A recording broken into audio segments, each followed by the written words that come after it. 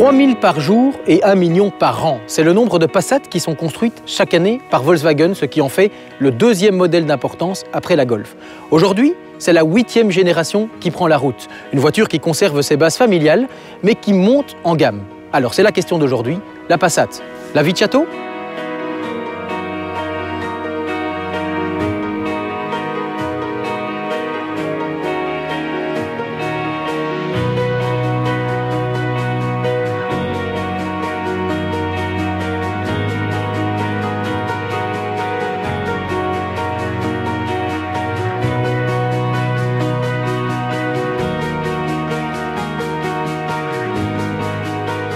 La montée en gamme de cette nouvelle Passat est surtout décelable à travers les technologies qu'elle embarque. C'est vrai pour la sécurité, puisque tous les modèles sont déjà équipés du radar de distance et du système de freinage autonome, mais aussi pour d'autres aspects comme l'instrumentation entièrement digitale ou, sur l'interface de navigation, de la connexion MirrorLink qui permet de reproduire l'environnement de son téléphone portable et ainsi d'accéder à ses applications favorites.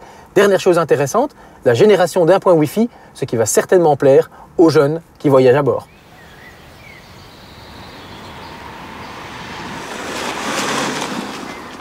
Toutes les générations de Passat se sont toujours distinguées pour leur confort et leur habitabilité. Alors c'est vrai que pour le confort, on dispose d'une sellerie absolument exemplaire qui peut même être massante en option. Question habitabilité, la voiture conserve la même taille que précédemment, à 4,77 m, mais elle gagne 8 cm en empattement, ce qui a permis de gagner 2 cm d'espace aux jambes à l'arrière et 2 cm également en garde au toit.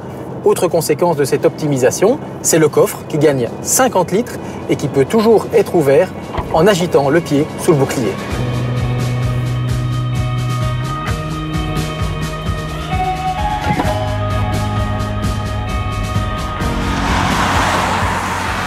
Autre aspect visible de cette montée en gamme de la Passat, ce sont les motorisations. Motorisations qui accueillent aujourd'hui un 2 litres TDI de 240 chevaux, ainsi qu'une version GTE, c'est-à-dire une version hybride rechargeable.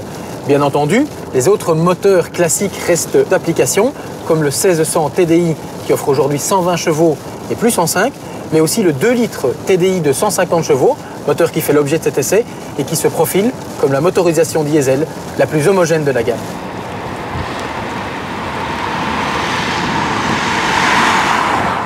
Sur la route, la Passat est une voiture efficace et confortable, grâce à une insonorisation qui a considérablement progressé. Pour le reste, la voiture se comporte d'une manière tout à fait exemplaire et elle offre même un certain plaisir de conduite grâce à la précision de la direction et un amortissement sans faille.